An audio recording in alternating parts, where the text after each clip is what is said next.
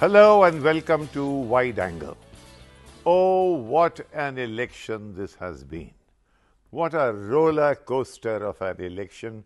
And just when one thought there would be respite, comes the Prime Minister designate with an extremely ambitious guest list for the ceremony on Monday at Raisina Hill. To take a look at this picture, and what picture we shall decide as we go along.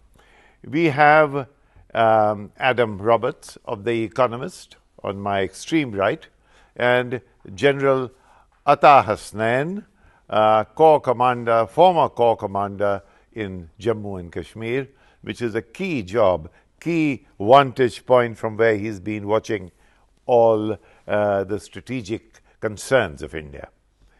Now, just when I thought we are going to relax a little bit, he has got everyone working on the neighboring countries. Neighboring countries meaning invitations have been sent out to Rajapaksa, to all of them, all SAARC countries and beyond. In fact, there was a thought of inviting some others. Hamid Karzai, let's begin with him. Hamid Karzai is coming, but lo and behold, there is this action in Herat. What do you make of that? Well, I would say that we shouldn't be too surprised that there are these actions in Afghanistan against Indian targets, because they've been happening over the years. We've seen some terrible attacks on Indian consulates in different cities in Afghanistan, and so we may well presume from that that these are attacks launched by forces that may well have support inside Pakistan as well, and that perhaps there are actors in Pakistan that feel it's somehow safer or more contained to be attacking Indian targets in Afghanistan rather than aiming across the border to this side, to the Indian side of the border. So we could see that, if you want to take it as a very negative thing, as further evidence of hostility between the countries of the region, or you could see it, as I would take it, as a sign of some degree of restraint at least. Should one jump to, obviously one should not jump to conclusions. I mean, here is an extremely generous gesture from the Indian Prime Minister designate, and here you have heaven knows who do this action. Should there be a link up between these two?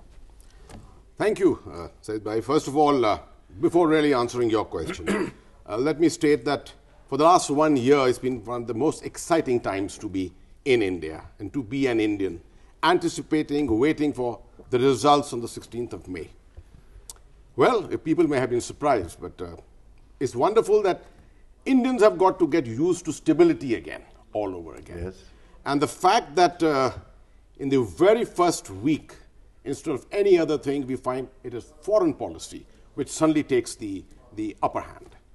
Now, coming back to the issue of this incident which has happened in Herat, connected with the invite which has gone out to Pakistan and all the other countries of South Asia. There needs not be a link. Well, a military mind would sometimes get a little biased. And I would say that it's happened in the past. Yes. There's a history of this. That every time from India a message goes out, a hand is extended for a friendly gesture is made, you always find invariably something happens which tries to upset the apple cart. Let's not read too much into it. But there are elements well in Afghanistan who have connections in Pakistan, who are not totally under the control of the Pakistani state, who do not want to see an emerging stabilization of the Indo-Pakistan relationship. And that's the way we should look at it. But let's be clear, the invitation came from Narendra Modi. We haven't actually mentioned his name, I think, so let's be clear. The invitation came from the new Prime Minister, Mr. Modi, very early on, to say to all the neighbouring countries, but in particular we think this was targeted at Nawaz Sharif, the civilian leader of Pakistan, to come here to the inauguration ceremony here. Now, this is a good gesture. This is a very welcome, bold gesture by Mr. Modi, and it mirrors a gesture made by Nawaz Sharif when he had just been elected about a year ago, and he was just about to be made Prime Minister of Pakistan, and he in turn had invited at the time Manmohan Singh, but he'd invited India's Prime Minister to come to visit him. So this is a good thing. This is a very welcome thing from the civilian leaders of the two countries. Now, inevitably, there'll be some in Pakistan, as you say, who are desperate to block any rapprochement, any development there. I think it's the responsibility of India to try and strengthen the moderates in Pakistan and to try to discourage the extremists. Yes, you're saying something? That exactly, in fact, I would agree with that entirely. That is exactly the message which Mr. Narendra Modi is trying to give out, to project. In fact, I would go to the extent of saying that this gesture, this action, this decision has actually taken South Asia by surprise, and very largely taken Pakistan by surprise. And the world by surprise. And the world by surprise, yes. I don't see anyone saying, well, we expected this to happen. Exactly. I think this has been a very bold, it gives you an indication of the kind of administration that we may expect. Two things, Adam. In fact, I recall that you were in the Prime Minister Nawaz Sharif's room when he turned around and said, I'm going to invite the Indian Prime Minister. Well, yes, it was the advantage of having a room full of journalists sitting with the new Prime Minister designate. So we put to him the suggestion that, well, why don't you invite Manmohan Singh to come to your country? Yes. And he said straight away, yes, he'd be very welcome to come. So now, one can understand why Manmohan Singh, weak as he was on so many counts, couldn't take any decision beyond a point. So, but what are the hesitations on the part of what were the earlier hesitations on the part of the Pakistani regime, you think? Well, I would consider it in this manner that, first of all, as I already mentioned, I think they were just taken by surprise. Ideally, they would love to do it. I'm sure Mr. Nawaz Sharif, we know his background, his linkages with India before, his family linkages. We have seen Mr. Shehbaz Sharif, his brother was the governor of Punjab, the kind of relationship he established with our part of Punjab. So I would expect that it would be a very positive response from him. In fact, now that you've mentioned, sorry, go ahead. But the fact remains that Mr. Sharif, again, is questionable whether he's his own man in Pakistan. We know how the Pakistani establishment is run. We know the good old story of, it used to be always a triangle, actually. Basically, in those days, the president and the prime minister and the army chief. It's almost the same situation today, where the army continues behind the scenes to rule the roost. But I think we have to describe that carefully. It doesn't mean the army is in charge of everything.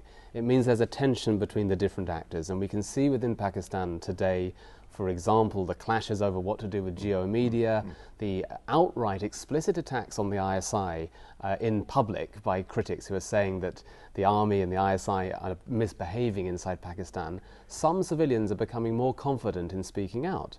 And I think it would be great if India can encourage the moderates. And so I would look not just for the symbolism of attending a meeting like this, I would look for early indications of solid practical developments that could be steps that could be taken. So, for example, the trade deal that is waiting to be signed it's really on the Pakistani side to sort that out, but India and Pakistan have an obvious mutual benefit there. You know, the Prime Minister designate Narendra Modi said something to this channel on Pakistan.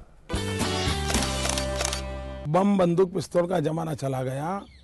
आज अंतर्राष्ट्रीय संबंध mutual understanding से चलते हैं, technology transfer से चलते हैं, knowledge transfer से चलते हैं, ट्रेड ट्रांसफर से चलते हैं। विश्व बदल चुका है जी। आंख दिखा करके दुनिया से नाता नहीं जुड़ता है। न कोई आंख दिखा करके हमसे जुड़ सकता है, न हम आंख दिखा करके किसी से जुड़ सकते हैं। आंख झुकाकर भी नहीं जिया नहीं सकता। और 125 करोड़ का देश कब तक आंख झुका करके जिएगा? और इसलिए हमारा कहना यह है, आंख झुका कर भी मत जियो, आंख दिखा कर भी जीने के सपने मत देखो। हमारी कोशिश होनी चाहिए, आंख मिला करके देखो, आंख से आंख मिला करके देखो। आप में इतना हौसला होना चाहिए।